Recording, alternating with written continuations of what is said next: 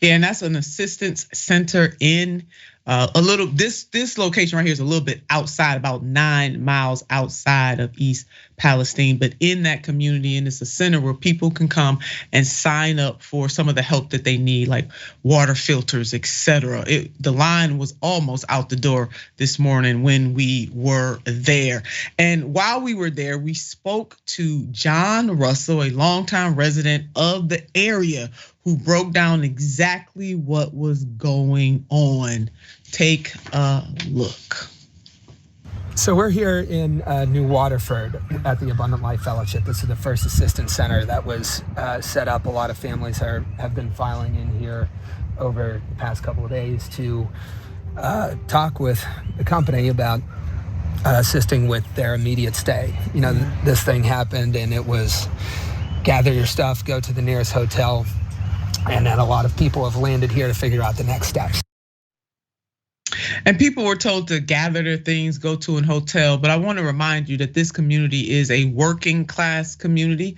And for those of us who do live in working class communities, you know I say this and I'm going to continue to say this. If you are not part of the oligarchs, you are in the working class. Some of us may be blessed enough in this moment to be in the top echelons of the working class. Some may be in the middle and some may be at the very bottom. And some may not even be on the ladder at all. But we are working class people, and this community is a working class community, and industry was gutted because of these rotten trade deals. And so they are suffering the effects of that even to this day. So when somebody says to them, Ben, just go to a hotel, for many folks, that is a hard thing to do.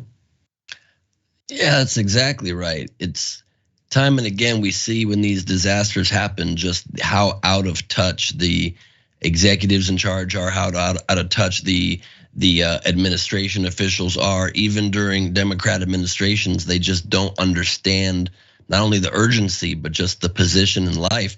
It's something they are happy to talk about on the campaign trail. Oh, most families don't have $400 for an emergency. And then an emergency happens and they're like, go get a hotel. Right. Okay, for what, for 2 days?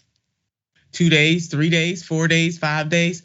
Who knows? And you know, while we were there, I mean, you could sense the anger and the fear. It was very palpable there in East Palestine.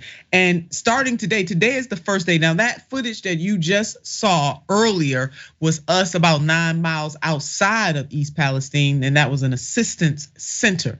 We also went directly into East Palestine at a church where, for the first time, the state opened a new health clinic to address the growing reports of rashes, of headaches, of nausea, and other symptoms there. And I could smell it. There was a different smell once we got into the city versus when we traveled in. It was definitely different. But this happened 18 days later.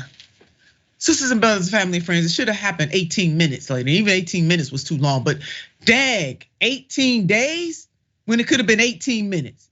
Hello, somebody, 18 days versus 18 minutes. What I mean by that is that it should have immediately caused state and federal officials to act as if their families' lives depend on it. And so the health clinic will have registered nurses, mental health specialists, and at times toxicologists. When we got there early this morning, they were still setting up and residents had not yet made it there.